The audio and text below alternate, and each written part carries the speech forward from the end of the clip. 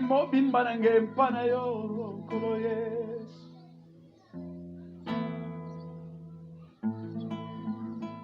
Oyo nde assurance pe lobiko nanga nkolo Yesu. Yo mikabaki mobimba kwete Oceania, Asia, Europa, Afrika, Amerika.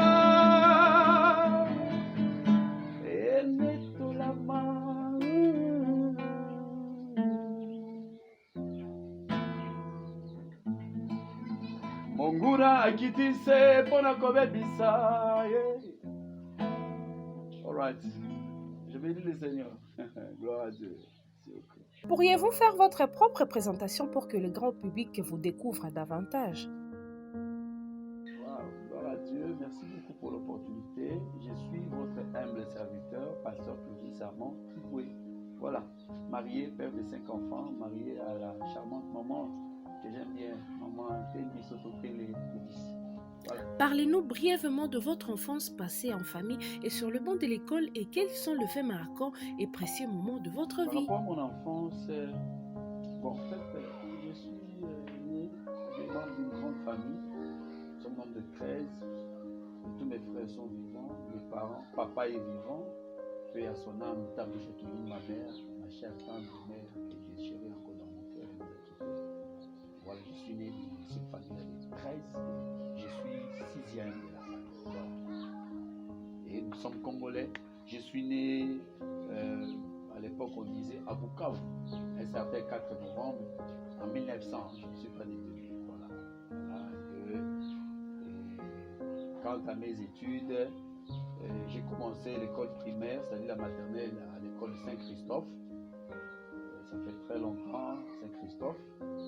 Et quelques années après, j'ai connu quand même un parcours.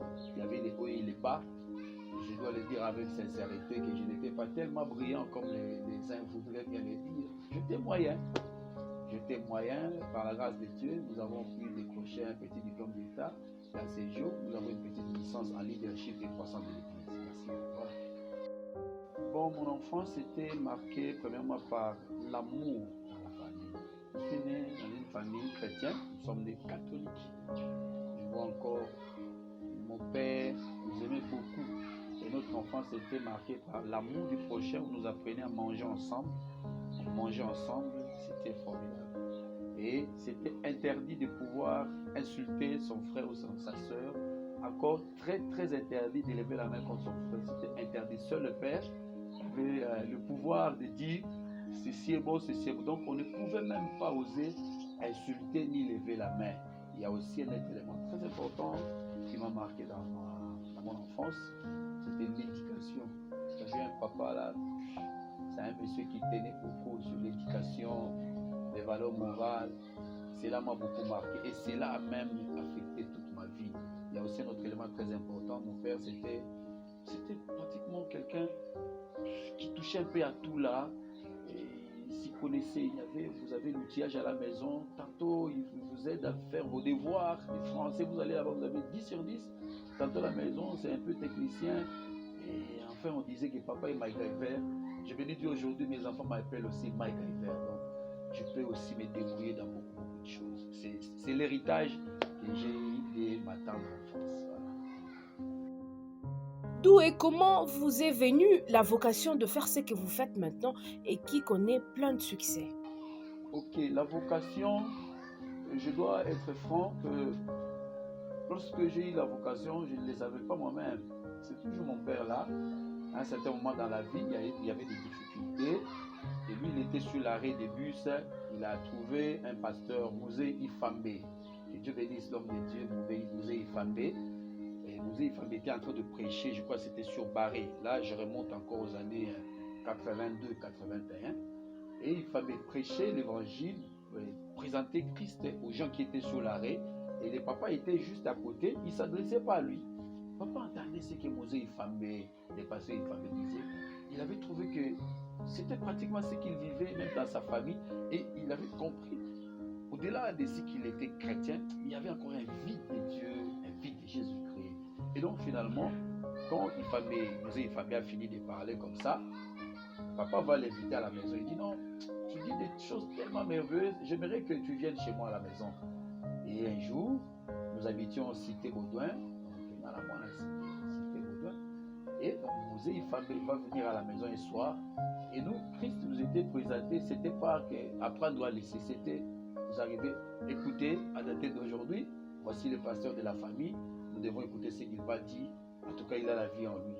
À dater de ces jours, nous est famé, nous a amené, papa était converti à l'église, fait pas con, Zambé Malam, n'a pas moli, mon musée, Thomas et Dinabal. Mon Thomas et Pelé, Thomas et Dinabal. Donc papa nous a pris et on devait maintenant aller à l'église. Comme on était à Cité Baudouin, il fallait, à cette époque-là, l'église Zambé Malamou, représentée au quartier Cité Baudouin, c'était le messager qui venait de commencer. Donc on allait d'abord chez les messagers.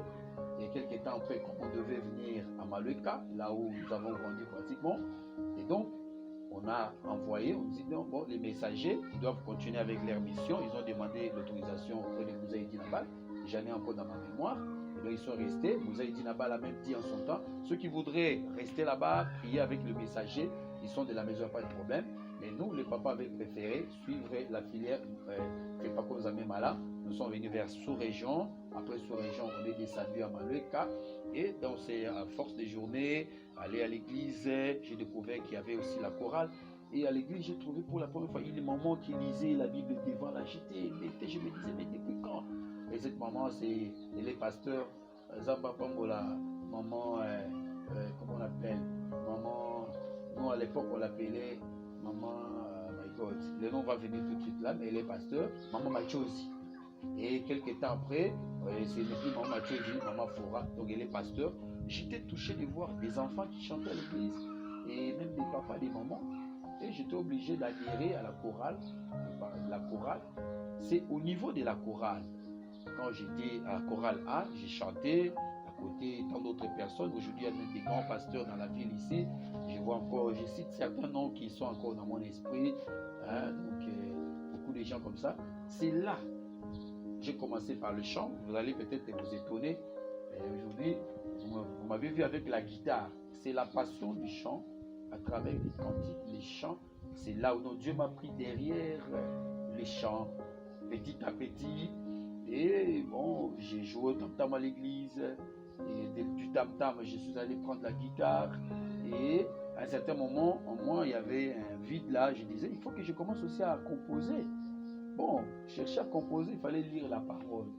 Et quand je me suis mis à lire la parole de Dieu, c'est là où Dieu m'a pris. Donc il m'a pris, je ne savais pas. Mais dans la méditation de la parole de Dieu, la soif de Dieu augmentait et les écailles tombaient de mes yeux. La conscience même de ce que lui avait voulu de moi commençait à monter petit à petit. Ça ne s'est pas fait automatiquement. C'est à la longueur des journées que finalement j'ai découvert qu'il m'appelait, bien entendu, à travers des gens qui venaient des ça et là pour nous dire Dieu m'a dit ceci, c'est là, Dieu m'a dit ceci, c'est là, c'est là où je dirais déjà en 94 et ça montait, disons en 96, ça montait tellement, un ami me prendra encore parce qu'à certaines années, on a fouillé l'église, j'ai rejoint les amis dans la cité, j'ai fait tout ce que les jeunes pouvaient faire, mais la chose de Dieu là était en moi. Et je suis allé même faire la musique mondaine avec certains amis, Hiroshima la Musica, mes amis sont là-bas, ils sont un peu éparpillés dans le monde, mais vous verrez que dans mes compositions là-bas, il y avait toujours cette thématique qui ramenait vers Dieu. Par exemple, Feza, Franga, Utachiri, Nikitubule, des choses comme ça. Donc, je montrais un peu aux gens l'argent, la richesse, tout ça là, c'est rien. Un jour, tu vas répondre devant le trône. Lui, il y avait au moins là cet appel. Dieu continue à me dire, tu as fouillé la maison, rentre à la maison, rentre à la maison. Et c'est à la longueur des journées que Christ a mis la main. Aujourd'hui, nous sommes complètement dans le vie. Dans votre parcours, quelles ont été vos peines, vos joies? Quelles leçons avez-vous tirées dans tout cela à partager avec le grand public aujourd'hui? Bon, les peines, je dirais, oui, il y a eu des moments difficiles, il y a eu des souffrances, beaucoup de souffrances, j'ai connu beaucoup de souffrances, même dans la famille, quand papa a reçu Jésus, il a perdu le travail, on a connu des moments terribles. Moi, je l'ai dit même quand je prêche à l'église, je l'ai dit, et ces temps-là, mon père, fonctionnaire de son état. On devait quitter Cité Baudouin, on est venu à Malueka pour loger dans notre petit lopin de terre qu'il avait acheté depuis. Donc là, nous mourions de faim. Il y avait la famine. C'était une époque terrible. Il y avait la famine. On se cherchait, les vieux n'avaient plus rien. Donc on était là. À un certain moment, on se disait que mais peut-être on va mourir. Oh, le Seigneur disait non, je vous fais passer par ces chemins-là parce qu'il savait qu'il était en train de forger un grand ministère parce que j'y crois tellement. Donc la souffrance a duré, vécue dans la famille. Quelques temps après, cette page est partie. Mais moi-même aussi, quand je me suis lancé dans la vie, et à un certain moment, je m'étais engagé dans le mariage, excusez-moi, je m'étais engagé. Donc, en 96 déjà, je m'étais engagé. Mais là, ce n'était pas un mariage où quelqu'un il va se marier correctement comme ça, non. Et je vivais avec une copine et tout ça. À un certain moment, il fallait s'engager. Et donc, sur le plan coutumier, on est allé. Bon, on a fait les arrangements comme ça, c'est pas Kinshasa. On m'a donné la femme. Donc, aujourd'hui, j'ai 24 ans de vie commune. Et donc, avec cette femme, nous avons commencé la vie. On a eu notre premier enfant. Mais la vie était un peu dure. Et c'était dur. Et j'ai même passé 10 ans de chômage. Et tous ces temps-là, c'était des moments pour moi aussi d'aller trop à l'église, de lire la parole de Dieu. C'était pénible. Mais la joie, c'était comment? C'est quoi? Parce que ces passages-là a frayé pour moi un nouveau chemin. J'ai découvert l'importance de l'église, la méditation de la parole de Dieu. Je me suis tapé d'autres relations. Et Dieu m'a fait passer des étapes et des étapes. Mais la parole de Dieu me donnait encore la joie de continuer. Mais il y a eu encore des grandes victoires.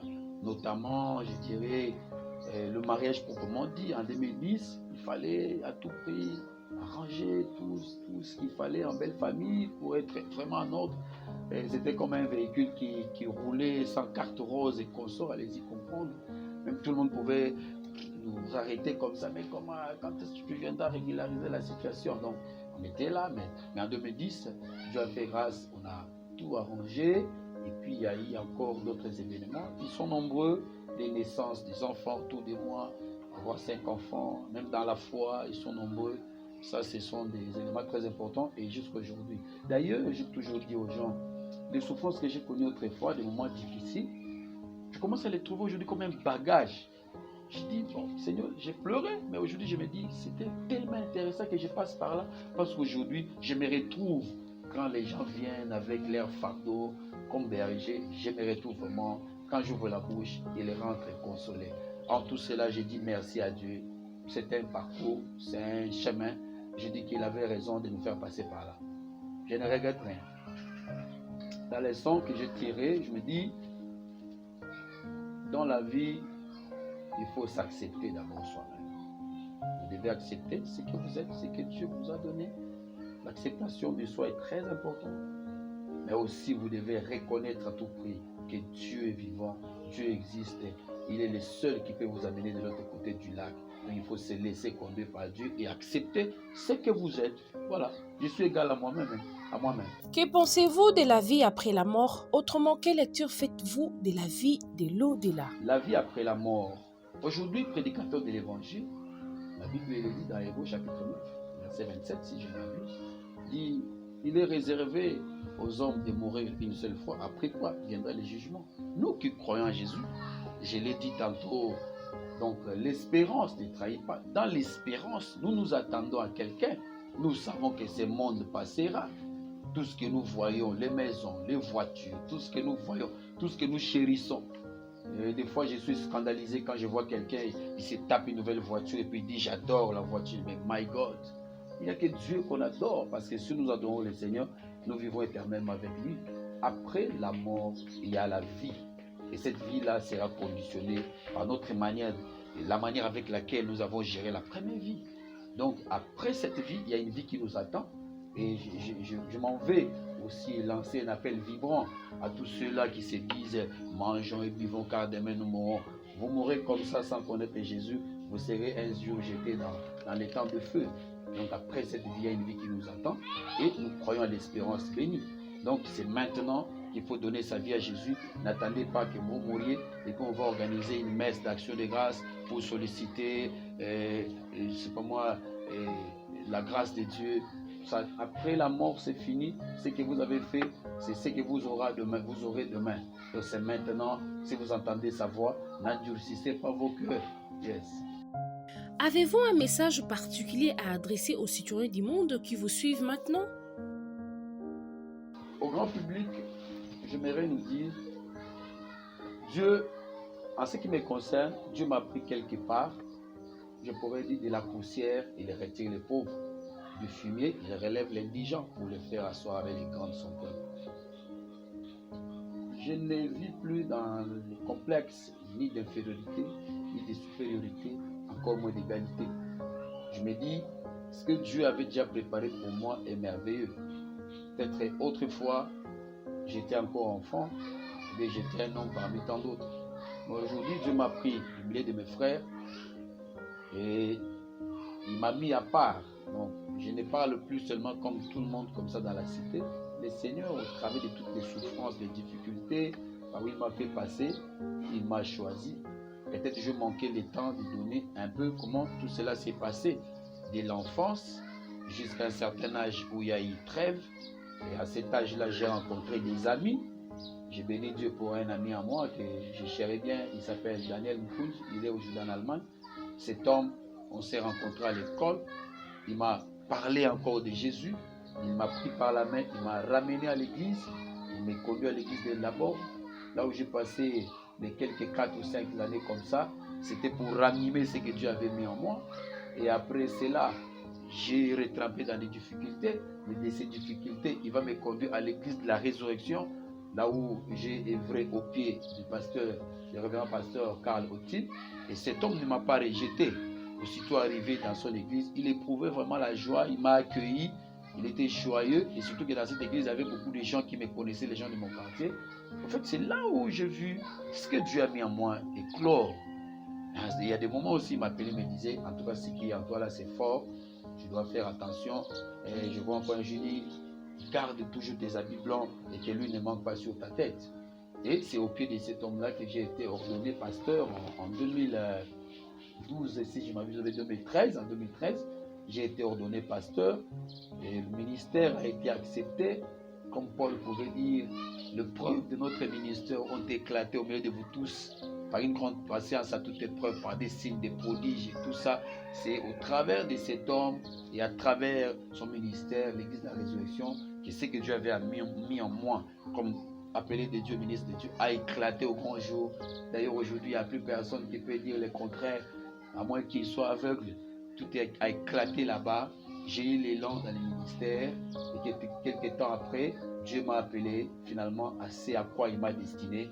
Au moment où je vous parle, je suis le responsable de la mission évangélique Chemin Restauré. C'est là où Dieu m'a donné la mission de pouvoir paître les troupeaux et avec une mission spécifique. Et s'il y a une question là-dessus, je pourrais répondre avec force et détail. Yes. Au fait, tout serviteur de Dieu doit avoir un message spécifique, un message particulier. Donc, on n'est pas appelé de Dieu, pasteur ou apôtre qui là, je ne sais pas, sans pour autant avoir une spécificité.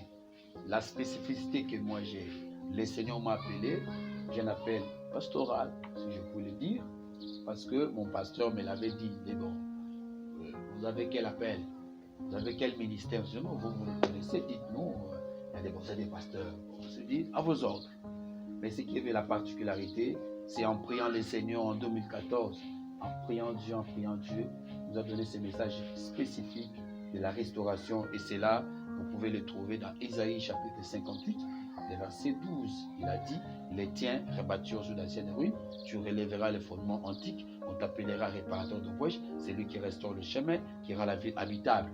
Et quand dans des prières, pendant des moments où on cherchait la face de Dieu, parce qu'il nous a appelés, le ministère pastoral, ce n'est pas un ministère local. Et donc nous allons avec comme ça, il m'a dit, toi, tu montreras aux gens par où ils devront passer pour vivre la restauration.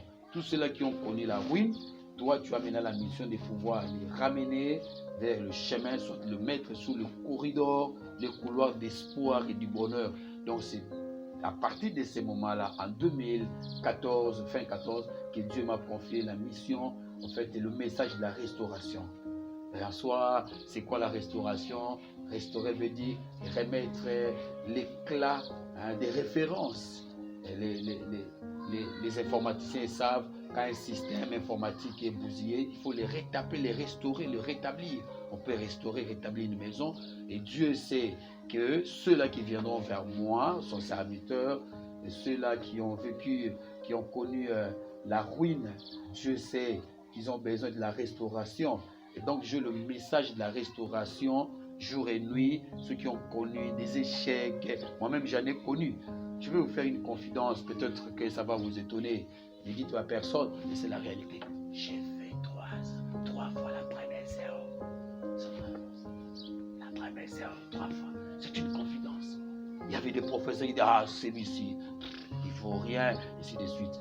Mais avec le temps, un jour, le Seigneur m'a fait grâce. Je me retrouverai dans une salle en train de tenir un discours. L'un de mes professeurs de français était devant moi. Quand je disais Rara awis interis, je pouvais dire l'oiseau rare est sur terre.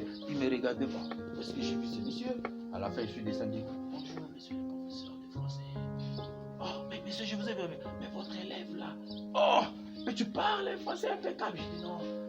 Ce sont les choses de Dieu. J'en ai connu la ruine, ça pouvait faire la honte. Il y avait même d'autres amis qui pouvaient dire, oui, mais tu vois, là, c'est la troisième. Aïe, mais c'est la première, c'est l'autre 3 fois.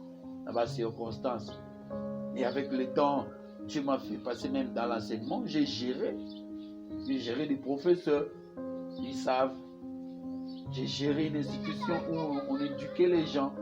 Et dans les parcours, j'ai eu le bonheur de conduire beaucoup. J'ai même découvert que Dieu avait placé à moi les bagages même des leaders. Et donc, au travers de ces messages qui nous ont donné de la restauration, je vois des femmes, des gens qui se marient aujourd'hui, parrains de plusieurs couples. Je vois des enfants qui naissent entre nos mains comme ça. Je vois comment on accompagne des malades qui sont guéris. Je vois comment les gens voyagés sont allés par-ci, par-là. Je vois comment des filles, des gens qui pouvaient venir, pasteur, on m'a dit que j'ai le cancer des seins en train de pleurer. Le médecin dit c'est fini. Moi je dis, oh, c'est ce que le médecin t'a dit. Moi je t'ai dit, tu relèveras les fondements antiques, on t'appellera réparti de brèche. En priant le Seigneur, je lui communiquais la foi. Et 2 jours après, il rentre auprès de ce même médecin, il dit non, mais il n'y a plus rien.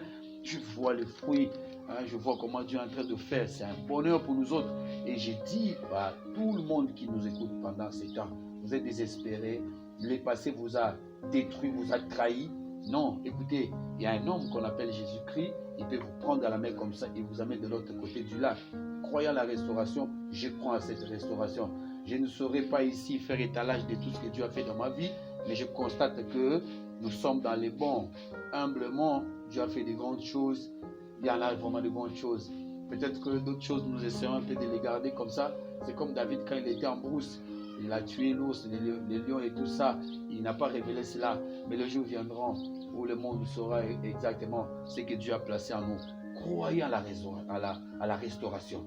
Croyez que Dieu restaure. Croyez que même si le diable vous a détruit complètement, Dieu s'élèvera pour vous rétablir complètement. L'onction de Dieu fait la différence. Si vous trouvez que notre adresse vous a touché, vous verrez notre numéro de téléphone au bas de notre petit écran. Vous nous appelez et je crois que Dieu fera grâce. Et c'est par la grâce de Dieu que nous sommes en train de faire toutes ces choses. J'ai béni toute l'équipe qui nous a accompagnés. Je vois mon frère Nabou. Je l'appelle Nabou System. C'est un gars qui connaît tellement de choses. Je vois aussi mon frère Vas. Je vois leur amour, comment ils peuvent se déplacer pour nous chercher. Parce que le quoi,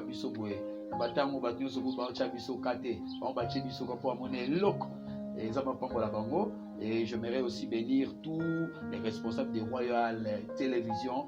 Que Dieu les bénisse et bon vent. Ça va pas. Bye.